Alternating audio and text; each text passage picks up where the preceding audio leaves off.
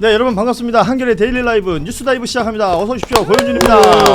반갑습니다. 네, 반갑습니다. 자, 오늘 함께 해주실 세 분 소개해드립니다. 박영식 평론가 나오셨습니다. 안녕하세요. 네, 안녕하세요. 반갑습니다. 오윤식입니다. 네, 그리고 오윤혜 씨 함께합니다. 어서 오십시오. 반갑습니다. 가수 오윤혜입니다. 예. 네. 구글의 아티스트로 검색 가능한 오윤혜 씨였고요. 네. 자, 구글에서 넷플릭스 슈퍼스타로 검색 가능한 김환 기자 함께합니다. 네, 안녕하세요.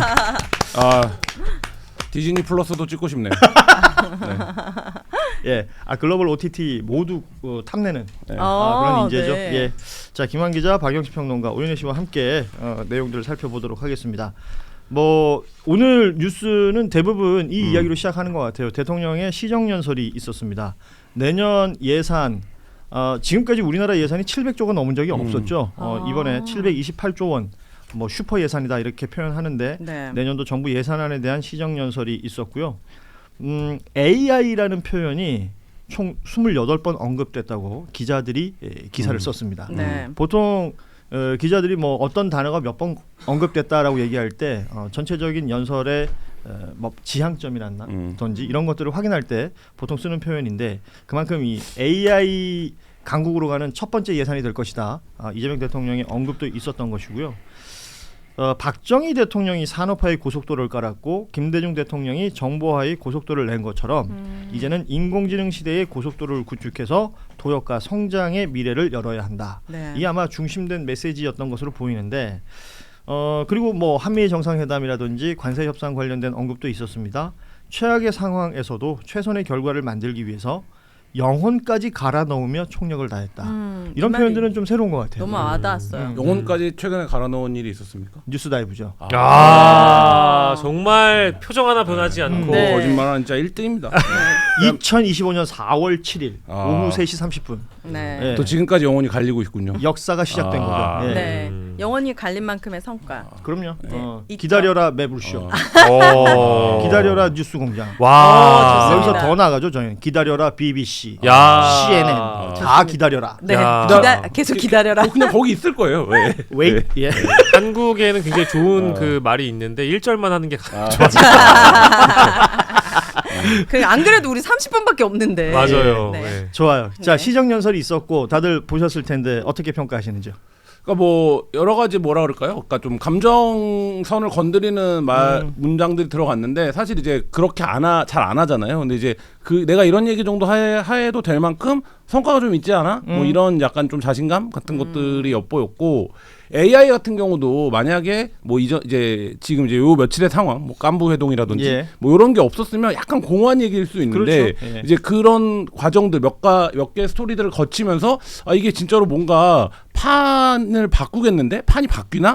뭐 이런 거에 대한 어떤 사람들의 어떤 기대 그리고 이제 어쨌든 지금 이제 6개월 만에 코스피를 4천 이상으로 끌어올려놓지 않았습니까? 예. 뭐 이런 부분들에 대한 것까지 해갖고 뭐 그런 좀 전체적인 자신감 뭐 이런 것들이 좀 느껴졌습니다. 그러니까 오늘의 시정연설 단건만 보면 안 될 것 같고 오늘의 시정연설이 발표가 되기 전까지의 모든 서사를 다 봐야 될 것 같아요. 그러니까 전주에 있었던 슈퍼 외교 위크의 어떤 성과라든지 또 관세 협상이라든지 등등의 것들이 이렇게 농축이 돼서 오늘 시정연설에서 예산안을 협조받는 대통령의 모습이었고 사실은 뭐 오늘만 떼고 보더라도 이 본회의장에 들어가기 전에 사실 국민의힘 의원들을 맞닥뜨렸거든요. 예. 근데 여기서 뭐 피켓 시위라든지 검정색 마스크를 쓰고 있어서 환영받지 못하는 상황에서도 국민의힘 의원들에게 목례를 하고 인사를 하고 본회의장으로 들어가는 대통령의 모습이라는 건 어쨌든 어려운 정치 환경을 자신이 이겨내면서 국민들의 저력을 믿겠다. 나는 대한민국 국민들의 저력을 믿기 때문에 이 AI 강국이 된다라는 거에 대한 어떤 자신감을 잃지 않겠다라는 대통령의 의지를 읽을 수 있어서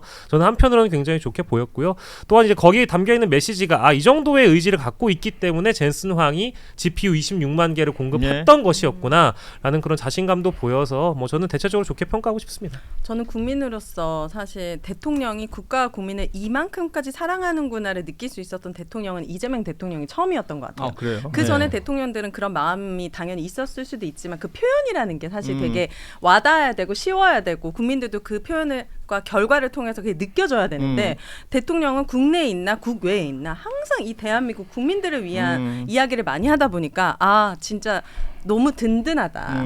이 영혼을 갈아 넣으면 총력을 다했다. 이 문구가 정말 와닿았는데 예. 윤석열은 영혼을 갈아 넣으면 총력을 다한 건 김건희에 대한 충성밖에 없었잖아요. 아, 예. 영혼도 없었겠지만 너무 비교가 되고 다행이라는 생각이 네. 들었습니다. 최근에 이제 말하자면 투자사들이 한국 경제가 가보지 않은 길에 들어섰다 이런 표현들을 쓰기 시작했거든요. 근데 네. 이제 불과 생각해 보면 불과 몇 년 전, 1년 전만 해도 길이 안 보일 정도로 맞아요. 상황을 알기가 어려운 불확실했는데 지금 어쨌든 그 확실성에서 새로운 국면에 들어선 건 확실한 것 같고 그 자신감도 좀 있는 것 같고 그다음에 여러 뭐 경제 지표나 이런 데서 모건스탠리나 이런 데서 지난주 슈퍼위크 지나면서 한국 경제 성장률을 0.2%나 상향하는 그렇습니다. 일도 예. 있었고 네. 뭐 이런 것들이 종합적으로 좀 할 수 있다 해보자 뭐 이런 자신감들이 묻어 있는 연설이었습니다. 예, 불과 딱 뭐 정확하게 날짜 찍어서 1년 전 오늘 예, 코스피 지수를 보시면 2600인가요? 2700 인가? 어떤 느낌인지를 확인하실 수가 있을 것 같은데 이재명 대통령이 이제 국회 본회의장 단상에서 연설을 하면서 좀 허전하군요라는 얘기를 했어요. 우리 박영식 평론가 잠시 언급했지만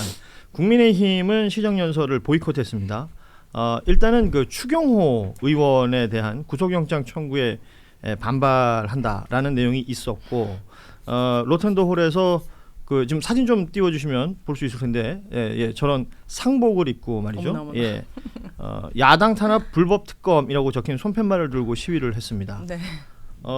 사실 뭐 2022년 10월 그때 민주당도 당시 윤석열 대통령의 시정연설 불참하고 시위를 한 적이 있었습니다. 그러니까 야권에서 어떤 이슈가 있을 때 그리고 당시에 이제 정세나 상황들에 따라서 보이콧하는 경우들을 우리가 처음 보는 것은 아닌데 지금 국민의힘이 보여주는 모습은 다소 다르다. 지금 마스크를 착용하고 있는 모습을 확인할 수 있는데 네. 침묵 시위한다라고 얘기를 했었는데요. 네. 뭐 화면 보신 분들 알겠지만 뭐 중간중간에 뭐 꺼져라, 어머나. 범죄자 뭐 이런 표현들이 등장을 했었고요. 네. 그 직전에 의원총회를 열었었는데 장동혁 대표 같은 경우에는 오늘 이재명 대통령의 시정연설이 마지막 시정연설이 돼야 한다. 그러니까 끌어내리겠다라는 얘기를 하기도 했습니다. 국민의힘의 이 대응 이게 사실은 추경호 의원 구속영장 청구와 이제 연결해서 얘기할 수도 있을 것 같은데 어떻게 보셨는지. 이제 그 정치는 저는 공감이라고 생각을 하는데 지금 야당이 보여주고 있는 정치가 국민들에게 어떤 공감을 받을까 일단 이걸 좀 고민을 해봐야 될 것 같아요. 지난 일주일간 있었던 대통령의 외교에 대해서 국민들 다수가 이제 긍정적으로 평가하고 있고 이거는 뭐 제 주장이 아니고 기업 차원에서 예를 들면 현대자동차 같은 경우가 대한민국 행정부의 수장이 대통령에게 감사하다라고 발표를 한다라든지 기업 총수가 머리 숙여 대통령에게 감사함을 표한다라든지 협상 상대방이었던 트럼프 대통령이 협상을 가장 잘한 국가의 수장이 이재명이라고 치켜 세워준다라든지 외신들 즉 이 대한민국의 상황을 좀 더 객관적으로 볼 수 있는 제3자적 관점으로 볼 수 있는 외신들이 외교 성과가 있다라고 평가해준다라든지 대체적으로 그런 평가들을 국민들이 공감하고 계실 텐데 자유민주주의 근조라는 피켓 시위를 한다라든지 그리고 범죄자 이재명이라고 꺼져라라고 한다라는 야당의 태도를 과연 국민들 다수가 이걸 공감할 수 있을까? 이건 국민의힘 스스로가 좀 물어봤으면 좋겠고요. 더 나아가서는 지금 자유민주주의라는 것을 국민의힘이라는 정당이 강조할 수 있는 위치인가? 왜냐하면 특검의 수사 대상이 추경호 원내대표뿐만 아니라 지난 정권에 있었던 여러 정치인들을 대상으로 해서 지금 여전히 수사 가능성이 열려있는 상황이잖아요. 예. 그렇다라고 한다면 자유민주주의에 대해서 근조를 한다? 저는 잘 모르겠어요. 결국 공감은 여당 야당 다 필요한 것인데 누가 더 공감을 받느냐의 싸움에서 지금 패배하고 있다. 꺼져라를 외친 국민의힘이 꺼질 지경이다. 이런 말씀 드립니다. 슬픔의 단계가 있잖아요. 예를 들면 부정, 처음에 부정하죠. 화가 그다음 분노하죠. 네. 화가 나죠. 그다음에 타협하죠. 수능 타협을 하죠.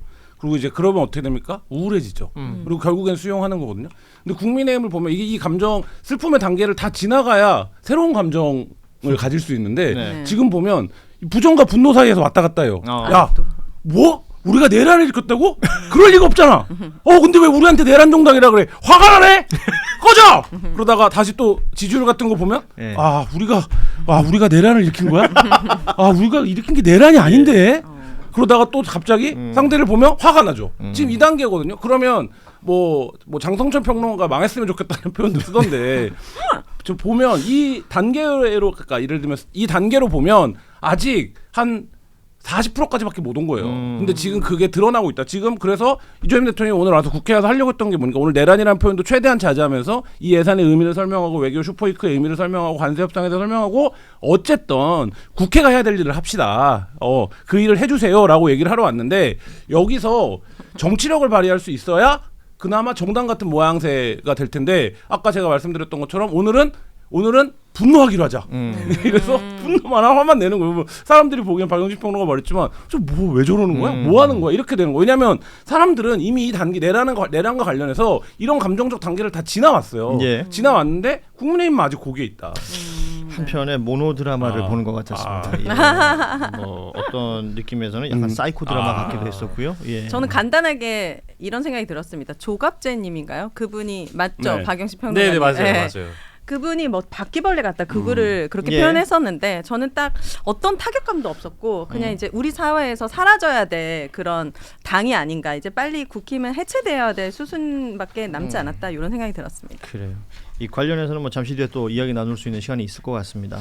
뭐 아시는 분들은 아시겠지만 최은순 씨하고 김건희 씨 오빠죠 김진우 씨가 이제 특검 출석을 했습니다. 예. 이 출석하는 날 타이밍에 맞게 최은순 씨 관련된 이게 공개가 된 내용이 하나 있어요. 그러니까 장경태 민주당 의원이 공개한 내용인데 예전에 그 통장의 잔고 증명서를 위조해가지고 네. 입건이 된 다음에 실형까지 살게 된 적이 있었지 않습니까? 네. 뭐 당시 제가 기억으로는 1년형을 1년. 받았었는데 그 다 안 채우고 나왔었죠. 네, 가석방 예. 됐죠. 그 1년 동안 구치소에 있을 때 그 수용 계획서라는 것을 구치소가 작성을 했다라는 거예요. 그러니까 전직 대통령쯤이 되어야 수용 계획서 같은 것을 작성한다고 합니다. 네. 그리고 뭐 소위 말해서 이제 구치소에 들어가는 뭐 굵직굵직한 인사들을 범털이라고 부르는데 네. 이 범털들이라고 하더라도 뭐 재벌 회장 뭐 이런 사람들 들어올 때는 안 만드는 거래요. 네. 근데 최은순 씨에 대한 수용 계획서를 수용 관리 계획서를 만들었다는 것 이것도 시사하는 바가 있는 거죠. 그러니까 이제 이게 서울 동부구치소장이 그때 누구였는지를 일단 확인을 좀 해봐야 될 것 같고요.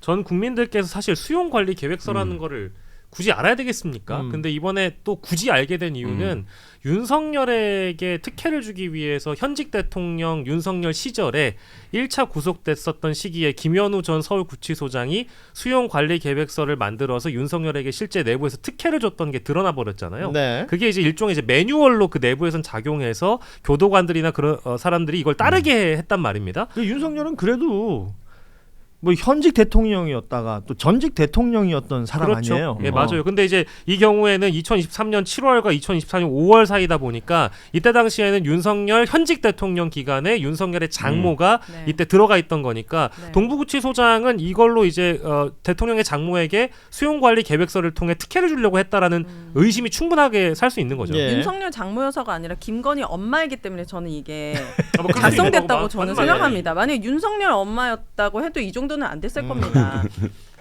MV 제로네. MV0. 아 그리고 제로 최은순 씨는 받아. 349억을 잔고 조작했는데 어떻게 1년도 안 살죠? 뭐 그때도 그 얘기 많이 했었고 그리고 외출을 25번 했다는 거예요. 11개월 동안. 예, 그러니까 병원을 가는 게 뭐 주된 내용이었다고 하는데 2주에 한 번씩 간 거죠. 11개월 동안 25번이면. 구치소에서 어느 정도의 질병이 있기에 이렇게 자주 외출, 그러니까 우리 군대 있을 때 표현을 하면 외진 아니에요. 외진을 나갔을까? 이 또한 자기 사위가 체포됐을 때 이 사람은 골프 치러 간 장면 찍히지 않았나요? 그렇습니다. 건강에는 큰 무리가 없어 보입니다. 그러니까 이런 모든 것들이 부적절하다라는 것이 장경태 의원의 지적일 텐데 그냥 상식선에서 생각해도 이게 어디 무슨 뭐 캠프 간 게 아니잖아요. 놀러 간 게 감옥 아닌데 갔잖아요. 그러니까 대통령의 구치소에서. 가족들이 그러니까 이게 설명이 되려면 예를 들면 대통령의 가족들이 재임 중에 구속된 사례는 꽤 있어요. 예를 들면 뭐 YS 때도 그럼요. 있었고 뭐 아들도 네. 근데 그때는 교도소나 상황이 더 열악했겠죠. 그러니까 그때 교도소에서 야 그래도 대통령님 자제분이 들어오셨는데 우리가 관리 계획 정도는 세워드려야 되지 않아? 이렇게 해서 세운 적이 있다면 법무부가 그걸 제출하면 됩니다. 그래서 이게 아무리 죄가 미워도 대통령의 가족이 들어오면 우리가 통상적으로 이걸 해왔어요. 이렇게 설명할 수 있으면 그 마음에 안 들지만 그래도 어쨌든 뭐 한국 사회에 그런 관례들이 있어 왔군 이렇게 이해할 수 있는데 만약에 그게 없었다. 그 전에 대통령의 가족 뭐 DJ, YS 뭐 다 있지 않았습니까? 한 번도 없었다. 근데 갑자기 만들었다라고 하면 이거는 사실 설명할 수 있는 방법이 없죠. 그러니까요. 이게 그냥 전반적으로 그 윤석열, 김건희 그 주변에 있던 사람들에 대해서 공무원들이 알아서 긴 건지 흔히 하는 말로 아니면 무슨 압력이 있어가지고 이런 일들이 벌어질 수밖에 없었던 것인지. 예를 들어 최은순 씨가 당시에 입건되고 뭐 구속되고 하는 일련의 과정들을 모르지는 않았을 거 아니에요. 그러니까 대통령 혹은 대통령실에서 구치소, 동부구치소에 뭐 전화라도 한 통 했다라는 게 나온다면 이거는 뭐 게임 끝인 거죠. 이게 검사의 영향력이라는 게 어떻게 작동하는 거냐면 제가 범정 수사관한테 이제 인터뷰를 하면서 들은 얘기인데 어떤 사건을 수집해 온답니다. 수집해 왔어요. 근데 이 사건이 이게 수사가 될 것 같아. 근데 이게 안 돼. 그럼 이게 안 되면 물어보잖아요. 이거 왜 안 되냐라고 하면 여기 뭐 둘째 이모부가 검사래. 뭐 이런다는 거예요. 근데 진짜. 검사 한 명이 그 전체 가족들에게 그런 영향을 미치고 최은순 씨도 김건희 씨도 말하자면 그런 비호 속에서 사업을 확장하고 돈을 벌어온 거 아닙니까? 검사 사위를 통해서. 근데 그 검사 사위가 검찰총장을 지나서 대통령이 됐어요. 근데 그렇게 돼서 정치적으로 엄청 압박이 들어오니까 겨우 이 사건 하나를 해서 1년을 장모한테 줬어요. 숱한 의혹이 있었는데. 그러면 교도소 입장에서는 어떻게 판단하겠습니까? 그러니까 검찰총장 출신 대통령의 장모가 들어왔는데. 그러니까 이거는 그 힘이 그게 실제로 전화라고 이럴 필요도 제가 볼 때는 없었을 것 같아요. 왜냐하면 이거는 알아서 그냥 이렇게 한 거예요. 엊그저께 법사위에서 주진우 의원이 김건희와 관련된 알려지지 않은 구속영장들을 줄줄이 말하면서 그게 다 기각됐었다고 하니까 바로 민주당에서 뭐라고 얘기합니까? 그걸 어떻게 알고 있었어요? 이렇게 물어보잖아요. 그렇죠. 예. 그런 거예요. 그러니까 주진우는 그걸 왜 파악했을까요? 그러니까 말하자면 그게 두루. 예. 다른 사람은 아니더라도 최은순, 김건희 이 모녀는 반드시 처벌을 강하게 받아야 된다고 생각하는 게 이 사람들이 정직하고 성실하게 살아왔습니까? 수많은 사람들을 정말 엄청 파멸시켜가면서 사회에 끼친 해악이 너무 큽니다. 이 요양원 문제도 그렇고 기타 등등등등. 349억 잔고 조작해서 이 사람이 얻은 이득이 얼마나 크겠어요. 이런 걸 그냥 내버려 두면은요 진짜 너무 미래가 없습니다. 이 주제 관련해서는 저는 이제 일단 기시감이 서울구치소장 때문에 들어서 차제에 좀 그 뭐 수사로 확장하든지 해야 될 것 같은데 어차피 이제 김현우 소장 같은 경우에는 이미 수사 대상이라고 저는 생각을 하고 있고요. 현직 대통령에게 전화기를 쓰게 해줄 정도로의 특혜를 베풀었다라는 것은 수용관리계획서를 넘어선 일이기도 해서 당시에 그 법무부에서 벌어진 일이 어떤 게 있는지 파악은 해야 될 것 같습니다. 그러니까 아까 진행자께서 말씀 주신 대로 첫 번째로 알아서 긴 거라면 본인들이 나중에 실제 현직 대통령이 들어왔다라고 하면 혹은 대통령의 장모, 영부인의 어머니가 들어왔다라고 하면 내가 편의를 봐주고 나서 나중에 뒤에 가서 어떤 교정본부장으로 승진을 한다라든지 어떤 자신이 갖고 갈 수 있는 이익이 있기 때문에 그런 일을 벌인 것이냐, 아니면 두 번째로는 교정본부장 혹은 그 위에 법무부 장관 혹은 그 위에 대통령실을 통해서 압력이 있었기 때문에 이런 일을 벌인 것이냐라는 거를 수사를 하거나 조사를 해봐야죠. 양평 공흥 뭐 관련한 이야기라든지 뭐 고속도로 관련된 이야기라든지 김건희 특검에 다 수사 범위 안에 들어있는 내용인데 이 수사가 진행되는 과정이 아직까지도 여기까지 왔다는 거예요.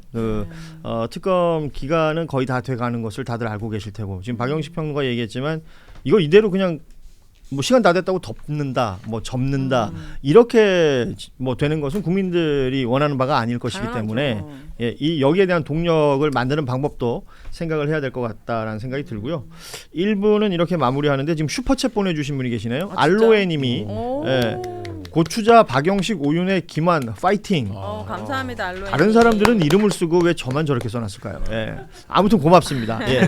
자 그리고 1부 마무리하면서 우리 박영식 평론가하고 오윤혜 씨와는 인사 나누는데 아티스트 오윤혜 씨 그래도 가기 전에 살짝 오윤혜 채널도 많은 구독 부탁드립니다. 잘했어요. 감사합니다. 들어가세요. 고맙습니다. 고맙습니다.